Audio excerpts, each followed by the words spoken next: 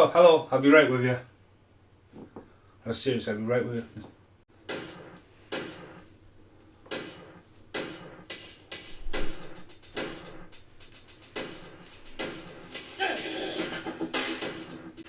Oh, such amazing. So good, so good. Now, I don't want a copyright claim, copyright strike. For playing the one and only King Swamp, that's better. Where did Johnny Mnemonic come from? Yeah, love this album. The track is Blown Away. And the reason why I love that song so much, heavily on the trailer for Prayer of the Rollerboys, and that's what this video is about. Now, as I put this back in its housing, let's have a quick jump back through the past of Lonely Tree Entertainment, because I haven't been shutting up about Prayer of the Rollerboys for a very long time. But there's one big problem. Once in, never out. Rollerboys rule, Rollerboys rule, day of the rope, day of the rope. Stephen, you're chanting. I want to kill everyone. Whoa, calm down. Calm down. Bad edit was at a break on the tape, and it's when one of the lads got shot in the back of the head. Prayer of the Rollerboys, 1991 VHS shop poster. Wow! So Corey Haim, iconic picture down the side, the future is ours. It's pretty big. I didn't realise it was going to be this big actually. I seen this and I just jumped at the chance of it. So it's all the way. It was Haggard and Baggett at the bottom.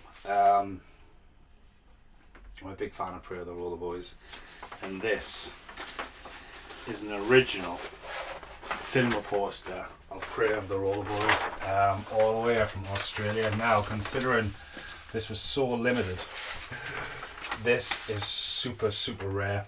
Oh, that's fucking amazing. If you've seen it then, it's a cult film for you, but now you'll be like, what? So basically, Prayer of the Rollerboys, I just thought, well, right, I might as well stick this on the end. Now, Prayer of the Rollerboys has an amazing soundtrack, King Swamp. For some reason, not available on CD. How was that even possible? And Nine Inch Nails, Head Like a Hole. As well as the score. The score is really good. Right, so I've ranted on enough about Prayer of the Rollerboys, but I'll be back at the end of this because I want to introduce, well, first, we've got two special guests on this video, right? First up, all, the word is all, A-double-L, all welcome. Dr. Allcombe, that could be the one, that could be the one. Why am I talking about Johnny Mnemonic? Right, so I don't know if I'm jumping on their channel, they're jumping on my channel, because I'm jumping around and everyone's thinking, what's going on? What is going on? Like seriously, what's going on? Ladies and gentlemen, this is Vampyre Mike. Hey guys, it's Vampyre Mike from SEGA CD Universe. A very big thank you to Steve Monkey Mason for putting me on his channel, Lonely Tree Entertainment. Yeah, that's Vampyre Mike, all the way across in America from SEGA CD Universe. And Vampyre Mike is going to tell you about his love and his joy and his flashbacks about Prayer of the Rollerboys. Then I will return and there'll be another guest. Enjoy Vampyre Mike. So I wanted to talk about one of my favorite Corey Haim films, Prayer of the Rollerboys. This is the DVD. It's a little hard to come by now. It runs around 50 bucks online. Little out of my price range, but I got it when it was much cheaper years ago. Right, years ago, that's 20 years old, that footage. That is high 8 footage, right? Where do you think I learnt that from? In a skate park? Like, it's totally from Prayer of the Rollerboys, like where he goes around the pole, but like, that's me on a skateboard, and rollerblades, and a flying heel kick. Like, and that's me with hair. Look how much hair I've got. But yeah, this is the past. This is Lonely Tree Entertainment. Wormhole. The movie stars Corey Haim, Patricia Arquette, and Christopher Collette. Christopher Collette and Corey Haim were in First Born together as brothers. In this, they're old friends that haven't seen each other in years. I believe Corey Haim moves back to the area, and Christopher Collette happens to be the leader of a neo-Nazi, I guess, or white supremacist, I guess it's like a white supremacist rollerblading gang who is selling drugs that are ruining the community. And it's post-apocalyptic, so it has sort of like a Running Man kind of vibe with this sort of Venice Beach look to it. Running Man vibe, sorry to cut in there, Running Man vibe, that was me in my notes to you. I said it's got a bit of a Running Man, Venice Beach vibe. You'd be next saying like Venice Beach, it'll be like Clear Slate, or Mixed Knots, or Tenacious D. You know, sorry. Stole me Running Man idea. I did want to touch on a couple points. First off, I did think it was very cool, to go backwards a little bit, that Collette and Haim were in First Born together as brothers, because now they're older and they're in this movie, and it just kind of fits perfectly that they work together again and they have this sort of bond. Right, so I'm going to keep jumping in and filling some voids here, because in England it's called Moving In. Oh yes, it's not called Firstborn. It was called Firstborn on Netflix. There's Corey Haim, Christopher Collette. Now, I do believe that Christopher Collette's performance is drove by Corey Haim in this, because if you see Christopher Collette, I'm sorry, in the stand. Wait. I think you mean the Langoliers, not the stand. It's a hard watch, that. But no, there's something there, as Mike's just said, there's something there, and like, it's past their performances. There's that childhood bond, because Corey's a lot younger than Christopher, and you can see there's something going on there. So back to Video Mike. It's definitely called Vampyre Mike. I just said Video Mike, didn't I? It's definitely called Vampyre Mike. I'm sorry, Mike. I had one job. The other thing is, this is probably Corey Haim's best unknown film that most people haven't seen. When they start going into his cheesier stuff or the work he did a little later, you know, some of that stuff is like a little touch and go. I enjoy it all, but I know most people probably think it was just schlocky B stuff. This is actually a pretty good, almost like TV movie with apocalyptic tones and some social commentary too, which I thought was good. I think nowadays social commentary is just ham-fisted and shoehorned into everything. Every actor and director and movie maker just wants to make points, and it's very annoying. Where I thought this did it well, and before it got just completely blown out of proportion, if you ask me. It sort of as well reminds me a little bit of Gleaming the Cube.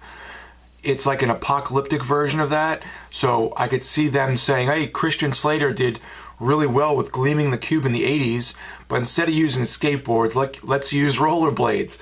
So it kind of made me chuckle.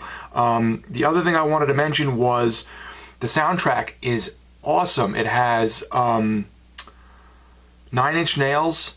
It has Manu Chao, who I think they have this song called King Kong 5, and King Swamp. And it's a lot of music that will get stuck in your head, and I feel like that's really great when you watch a movie and you finish it and you go, oh, I really like that song. I've actually liked some of the music so much from this movie that I've put it on my flash drive in my car and I listen to it when I go to work and stuff. So those are just some of the quick points I wanted to make about the film. The main basis of the story is Corey Haim's character is working at a pizza shop. It's Pinky's Pizzazz. That's the name of the pizza shop. Come on. In this like apocalyptic setting, and he gets wrapped up into working and being a undercover agent as he infiltrates the drug gang, the Rollerboys, which is Christopher Collette is the leader of, excuse me. They have this like white supremacist thing. They keep talking about these drugs they're putting out on the street called mist. The mist. Some information about that comes out as the movie plays along, what mist really is and what its intention is. Lots of people are hooked. It's such short notice, this is the best I could come up with for mist. Hello. They do make references to the parents causing the economic collapse by spending all this money and never saving and kind of ruining society. So it's a pretty interesting, again, social commentary and take on race and society and just the downfall of society. So I liked it. I think that, as I said, it's more of an underground Corey Haim film that most people don't know of, and I feel like it was sort of a turning point for him in regards to doing some cool movies again. I just wish he would have stayed clean and not kind of progressed down the path he did, even though I know that's not how he passed away. The ending of the film, without giving away anything, is open-ended and does leave room for a sequel, and I think that's pretty cool. I just wish they would have eventually gotten to it, unless they just wanted to do that to kind of give that like a little bit of like a creepy darkness, like, oh, you know, it could happen. But I thought the ending was pretty good. And I think that the stylistic choices of the film, with the Rollerboys wearing these sort of long trench coats and in unison, you know, swaying and moving back and forth on their rollerblades, is silly, but sort of has a cool look to it. And I just think the movie's great. I think that if you don't mind that it has that sort of B-movie atmosphere to it, and you're a Corey Haim fan, Prayer of the Rollerboys checks tons of boxes in terms of just interesting, has some really cool setting with the apocalypse, and as I said, some social commentary before that blew up on the scene. So if you haven't seen Prayer of the Rollerboys, huge recommendation from me. Fun Corey Haim film. Check it out if you can. Thanks guys for watching. It's Vampyre Mike from SEGA CD Universe. Be good.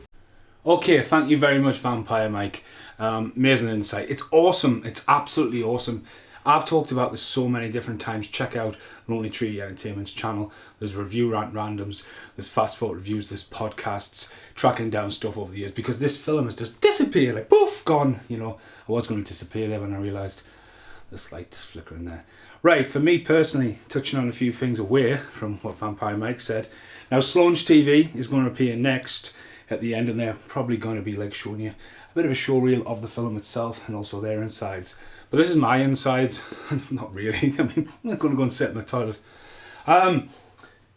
When you talk about Corey Haim and you look at sort of License to Drive Haim and like boom, huge, and then you've got that really rough edge of the 80s. Dream a Little Dream and Watches, and you can see drugs have started to kick in. Like, if you were to say Dream Machine, Fast Getaway, Pray the Rollerboys and Double O Kid happened, you would think Haim was about 4 or 5 years older in Pray the Rollerboys. He looks like he's coming down on Dream Machine. He looks really good for his health in Fast Getaway. He looks really good. He looks the best he's ever looked, I think. You know what I mean? His appeal and stuff like that, how he's got his long drifty hair rather than the curly mullet he was rocking in the 80s. And then boom, he just gets on a bobsled, and like, it's disastrous the rest of the 90s for him. It's just mental to think about like how that would actually happen. So you've got, so an example, coming in the 90s we had Dream Machine, you know, him was back behind the wheel, Fast Getaway, then we've got two, what's Johnny Mnemonic again? Then we've got two Pray the Rollerboys there. So that's the New Zealand, Australian one, and that is the UK. Now I've got an if about this. I've got two ifs actually, right? Two ifs. First off, what Vampyre Mike's got there in America, right? At one point, have they got orange suits? They got white suits, white coats. The swoop around. The swoop, you know. They're not orange. Now, if you check out Fast Forward Reviews, I'll make a reference, and it's the obvious reference, that they're like the Ku Klux Klan on rollerblades, and a lot of people, especially at the time I was signing a magazine, went, it's on fashion, you know, they're going around, and like, my thoughts with the Rollerboys is, they're into guns, they're into fucking, like, taking on people, gun trashing, driving, keep the rollerblades on. It's like you can take rollerblades off dead quick. It's like, I can take my flip-flops off reasonably quick, there, but I can't, like, if I had shoelaces, it's a different story, especially when they're meant to be the most biggest organised crime after the big crash in the mist. Right, anyway, off that rant. One of the other issues I've got about that, Patricia Arquette. Now, I know Patricia Arquette is massively fucking famous now, but at what point does she warrant to have a name above Corey Haim on the DVD? I understand. A couple of years later, her career went fucking skyrocketing. So fucking heavy, you know what I mean? And she was in one of the biggest films of the 90s. But I understand that, but don't cash cow films like that. Oh, right, off that rant. I love the score. As I say, I like the bands, I like the score. I had a few notes. What did I do with them? Right, my second thing on my notes was, we're talking about Corey Haim, which went down there. Dream a Little Dream had a sequel. Fast Getaway had a sequel. Pray the Rollerboys left wide fucking open for a sequel. Never go. Now, I like what Video Mike said. Right, I like the open ending, right? And again, at a time where this is pre the Avengers. It's like Master of the Universe. Did anyone know Skeletor pops up at the end of the Master of the Universe? I didn't for years, and then I was like, fuck me. But it's like Flash Gordon. leaving it a big question mark. Come on. Don't hope for a franchise. Make a franchise. Make it happen. Pray the Rollerboys was first independence official UK release. Now that was released at the Pictures in the UK, and it was just a very little blip in the dark, like poof, gone. Because they never released another film ever, but they did distribute Dumb and Dumber in the UK. Left it wide open, like what if? You know, I like how Mike says they go off into the sunset and it's left with, oh, did he get them? Did he not? I mean, a good action movie.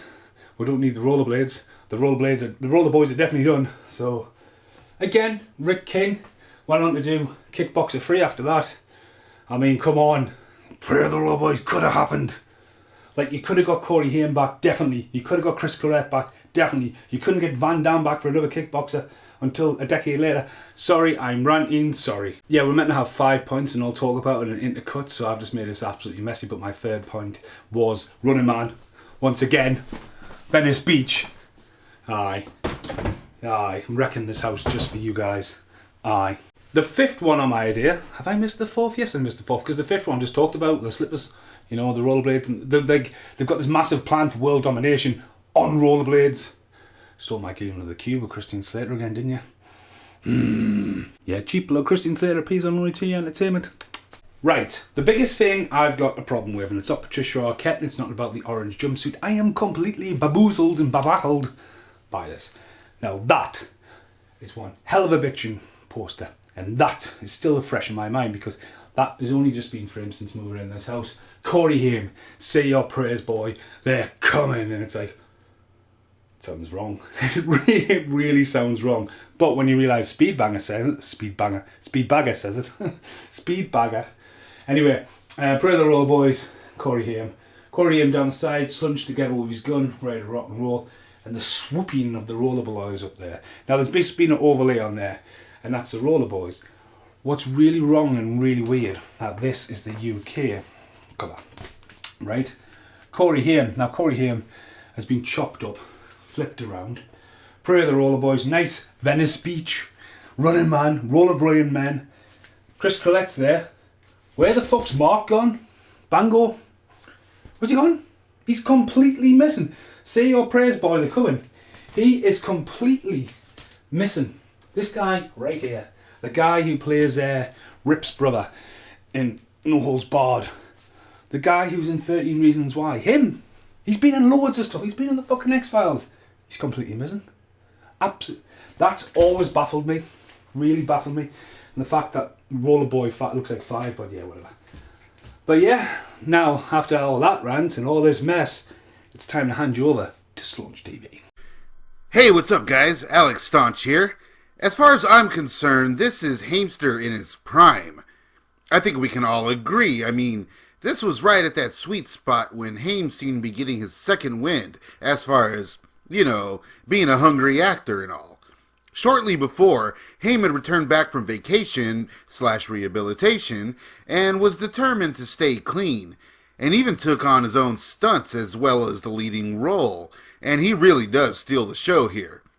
Now, I'm not saying Haim was clean all throughout shooting, but I'm just saying he was trying again and wanted to be trusted by people once more, and he deserved to be, damn it. Here we get to see what a leading man Hamster could have been. Although I think he should have just gone the indie route around here. But in those days, being a movie star was the move. And it must have been hard to get a taste of it and then, you know, kind of see it dwindle. Haim can really hold down a film, though. We'd seen it before with stuff like Lucas early on. And, you know, his charisma here is at 100. And as much as I love the film, I mean, it's pretty predictable and cliche, albeit just soaked in style. And it's very, very similar to Point Break. I think everyone knows that. I mean, it's basically the same script, with more of an emphasis on drugs, of course. Maybe that's because writer Peter Elif went from writing the Rollerboys script to getting a story by credit on Point Break within a year. I mean, I see what you did there, you son of a bitch. And ironically, the script would be recycled again, albeit without Elif's involvement, years later in The Fast and the Furious. From rollerblades to surfboards to muscle cars, god damn. Peter Iliff also returned to the world of Rollerboys with Blade Squad, aka Inline Cops, in 1998. A failed TV pilot turned TV movie that is basically impossible to find, in English at least. All I know is that it deals with the exact same drug that was featured in Rollerboys, and has rollerblading cops.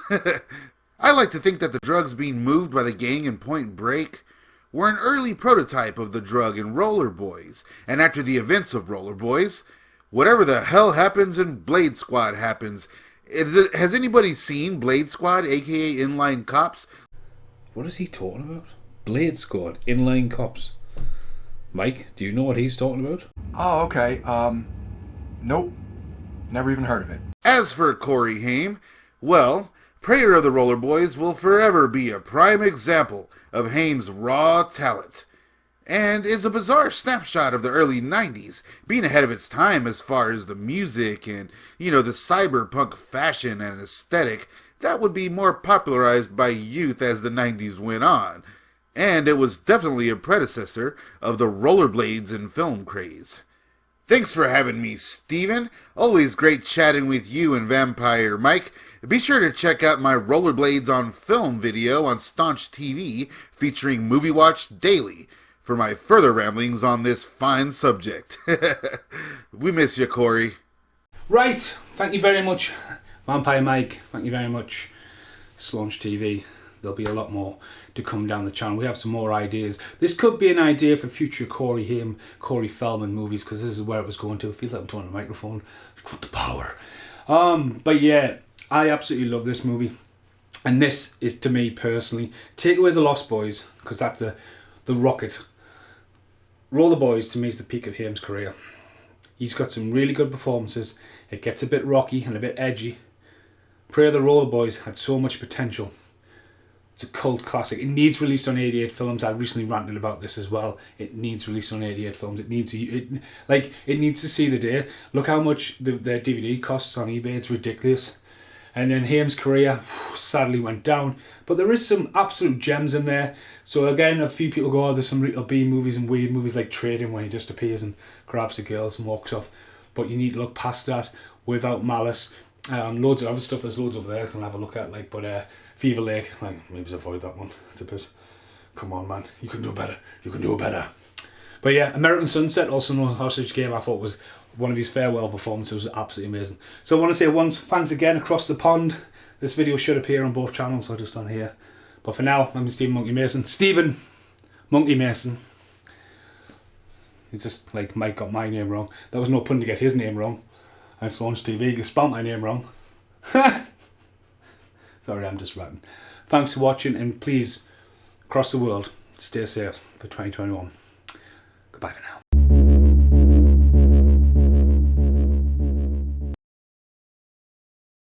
Here's an outtake from me Prayer of the Rollerboys video. I've got Carl McSorley here and Paul Ray on. We're just about to do the podcast for not Prayer of the Rollerboys, Back to the Future 3. And Carl was not impressed that I'm jumping across the pond to work with some Americans on a new video. Sorry, Carl. You heard this, Paul? He's cheating on us with some American dudes. Yeah, I know. We're just trash to him now. He's working his way up the ladder. I tell you what. Right. Next. By ourselves. Next outtake.